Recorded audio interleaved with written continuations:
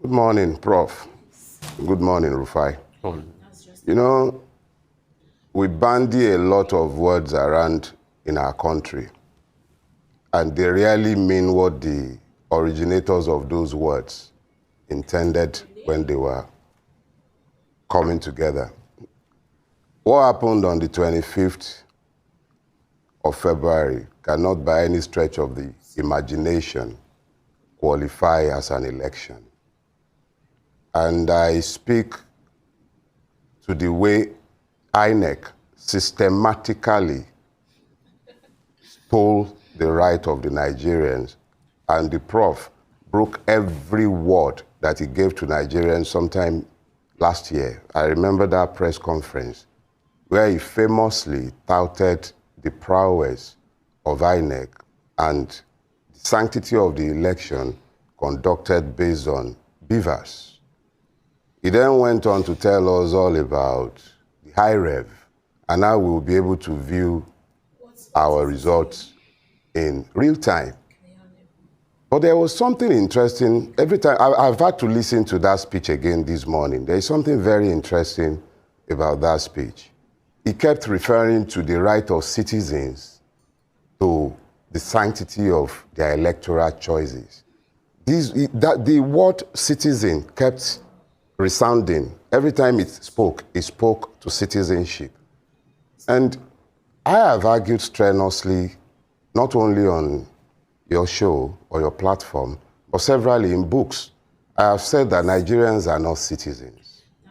And at every opportunity that the Nigerian state and its agencies have been given to prove that we are indeed citizens, it has never failed to seize the opportunity to demonstrate the fact of our non-citizenship. What happened was that I and my wife voted at 8:43. We expected our results to be uploaded as severally advertised by INEC. But the truth of the matter is, from the beginning of the process earlier in the day until it ended at 1:43 in the morning when the votes at my own polling unit were counted, and they told us there were no network, of course. And yet, we're seeing all sorts of fantastic results. We're seeing violence everywhere. None of the things promised to guarantee the sanctity of this election happened. We saw in broad daylight in places where you have cameras and people can record, people being told clearly that because you are from this ethnic side or divide, you can't vote here. Whether the person might even have wanted to vote their preferred candidate, they were unwilling to even consider that. The fact of your ethnicity simply meant that you could not vote because the state had abandoned those who should be citizens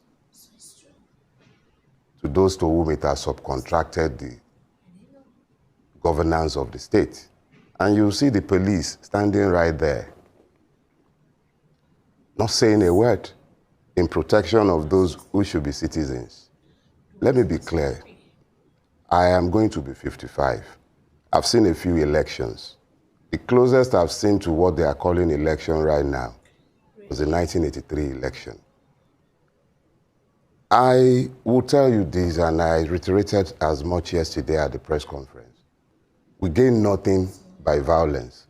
Those who have done this always expected that the aggrieved would either go to court or go on the street, or they will do both. We are not going to the street. We are not going to the street. But we are clear that what emerged yesterday, those who are lawyers who speak Dogon Turenchi and quote all the relevant sections, I'm a retired lawyer and I'm not interested. I have no confidence whatsoever in the capacity of the judiciary to bring about anything called justice out of this mess that was conducted yesterday. My point is very clear. The Nigerian state should simply tell us that we are not citizens. But what happened yesterday is not an election. I'm not going to tell my children that I stood by and I allowed them to label this an election. Even if you pronounce my candidate, Peter Gregory Obi, as the winner of this election, put me on record. It wasn't an election. Some people simply sat down somewhere and marched all over the rights of those they call Nigerian citizens. That's not an election. And the person, whoever comes out of this, will lack legitimacy. Let me be clear from day one. This is not an election. It's not an election. Well, nothing legitimate can be battered by that fraud. Well, Festus Keyamo, spokesperson for the APC Presidential Campaign Council, says the Labour Party and the PDP are looking for court injunctions to stop the elections. In its interpretation, in violation of Section 84, subsection 15 of the Electoral Act.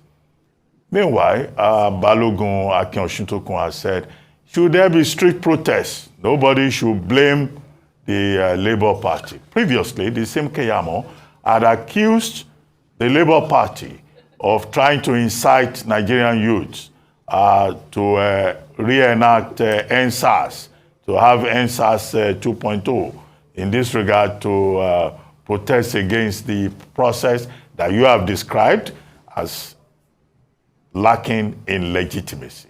What exactly is the game plan of the Labour Party, to speak directly about your party's plans? Because it appears that the INEC chairman is not listening to the protest. 13 other political parties refused to walk out yesterday. They said the process should continue. INEC chairman is saying, confront us with the facts. If you want us to stop announcing results, we're not going to respond simply to emotions. So what's the game plan? What is likely to happen? Because it looks like the National Coalition Center will reconvene today, as promised. Well, I'll break your questions into two parts. There is a part where you are asking me to react to what the learned silk, don't forget he's a silk. When you call his name, remember to add S-A-N. Festus Keyamo S-A-N. He knows a lot of law, but he knows nothing. He knows absolutely nothing about justice. Whatever he once knew of justice is forgotten since. But let me not speak to his person, but it's impossible to speak to anything he says because it really makes sense. And he hasn't made sense with any of the things that he has said. We already, I'm saying to you clearly that we have zero confidence. I'm speaking for myself. I know there are two tracks to this. Those who believe that our courts are capable of delivering justice will go right ahead and seek justice through that path. I have zero belief that justice can be found in a judicial system. It stinks, and it is little better than it. But I'll be insulting prostitutes, honest workers, if I call our judiciary a brutal. So let me leave that. If some people want to go to the court, they can go. I have no confidence in it, and I've stated my position clearly. And anybody can challenge me on the fact. We can have that discussion about governors. We can have that discussion about Machina. We can have that discussion about the Akpabio case. We can talk about so many cases. So let's just leave that for now. So those who want to go and be speaking Dogon Turenchi in the judiciary with Ogbeni Keyamo S-A-N can go ahead and be speaking their Dogon Turenchi. I have no truck with that, and I'm not part of any legal team talking about going to court. I have no confidence. I'm making that clear. It's not today I've been saying that. That's on one side. To now deal with the blackmail of NSAS, you know, the tragedy of Nigeria is that we continue to believe that the more we run away from the truth, the closer we can come to justice. And that's the saddest part. When they fish out NSAS and bring out the specter of violence, they conveniently forget that the specter of violence in question was not one generated, sustained, or caused by the protesters. The only things protesters at NSAS had were flags and the national anthem. Maybe their water bottles. They shared their food and drink with the law enforcement agencies all around them. We saw Nigerian state here in Abuja ferrying urchins and thugs around to attack peaceful protesters. I was in Lagos. We saw buses, Lagos state government buses, bringing bringing thugs to come and attack protesters. None of those protesting raised a single violent voice, bucklers of weapon. It was in this same country that armless protesters at the toll gate were massacred. That is the word of a panel of inquiry, not set up by me, set up by the Lagos State government. Unanimous finding. They will continue to deny that it happened, but I challenge them to deny that they paid 100 million in 2 tranches of 50 million in compensation to those who lost lives, the families of those who lost lives and limbs. They paid it in cash. Ask Jide Sanwo-Olu and his commissioner for information. If I'm lying, let them deny it. They paid the money in cash and they continue denying that people were killed. And then when they now want to suppress the voice of the people, they raise the blackmail of NSAS. The NSAS should be a thing of shame for the Nigerian government. It murdered its own citizens in cold blood. The world knows it, even though they continue to help us deny it. They know it. I saw people injured, people who have lost limbs. I saw families who have lost children. This government paid some of them, and yet they keep denying it. So when they bring up NSAS, let's be clear, NSAS was a protest. It did not come with an end in sight. The Nigerian people went to the polls in record numbers. I saw the fictitious number they are raising in Lagos, talking about Labour Party winning in Lagos, thinking that they can play some silly blackmail game. We beat the landlord of Bodilon, black and blue. The margin couldn't have been less than 70%. How can we have such a high turnout of voters where we were counting votes up until 1:43 a.m. and the total number of votes they are claiming is probably less than 2 million? I'm not even sure I bothered to look because everything about the figures are fictitious. So when they talk about NSAS and this, these are 2 different issues. NSAS was protesting police brutality. Some of us were not part of it. We only became later day joiners because of what happened afterwards. This one is different. We are saying, oh yeah, different, yeah, from Bala Blue. So the point is, we've made clear, we want a change of government. We want a change of the way we are ruled. We want to become citizens. We want to become citizens. And they are denying us the right of citizenship. We trooped out in our numbers. Rain fell on people. My wife didn't vote until 8:43. Some people stood for the votes to count at my ward. 1:43 a.m. That was when they finished counting. Some people stood there. People in my ward, Ward 3 Ajiron, they brought generator from their homes. On their heads, they brought generator. We bought drinks for officials. We took care of ourselves. We stood. And then somebody is telling me that all of that does not count. Eunice Atweji, one of our candidates that believe in her papa, she recorded it live. Now they are threatening her life. She has to go into hiding. They are threatening her directly because the state has failed and those to whom it has surrendered its rights as a government are threatening the life of a citizen who courageously recorded them in the act. There is an INEC official with his face busy tipexing away the pains and sorrows of Nigerians who stood on lines. That woman whose head they broke her head. She was all plastered and bloodied. She still voted. And you want to tell me that INEC says a vote does not count? Okay, all the promises about high rev? Okay, Mr. Dele Farotimi, I want to ask you this frontally, and this is what has been going through my mind.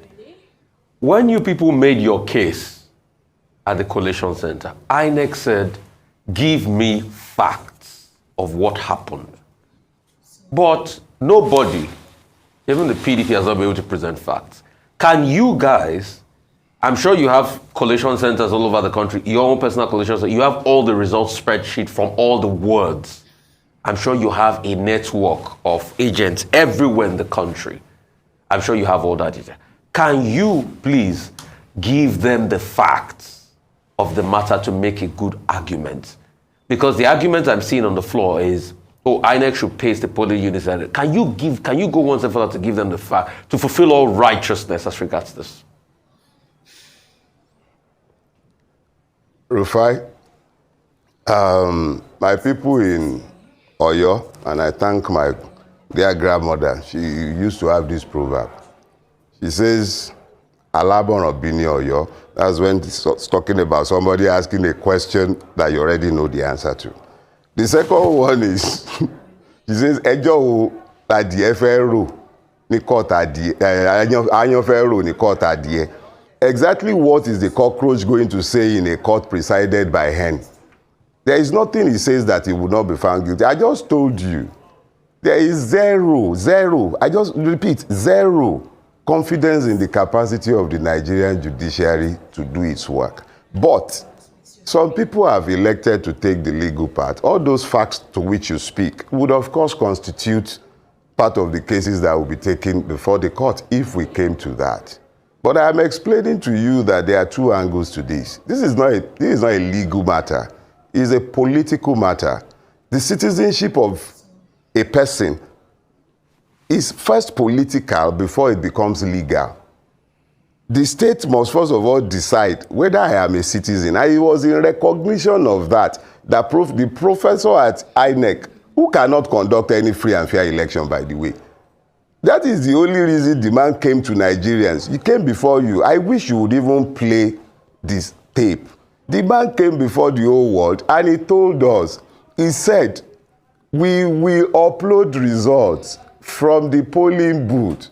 Nigerians as citizens, he kept using that word, Nigerians as citizens will be able to view the results on our IRF portal real time. Now, you've seen, you have cameramen, you've seen tons of evidence of brutalized Nigerians, even collation officers. So when they're not speaking to bring facts, facts are issues that you take before courts. Those who are going to court will go to court with those facts. Nigerians are not blind. I'm not the only one who knows that our judiciary is incapable of offering justice. I'm probably the only one who has a seat on your studio, in your studio, who can say it to you and say it to the face of all of them who have ruined us to the point where we are. I'm not saying anything that all of us do not know. So those who want to go to court will go to court.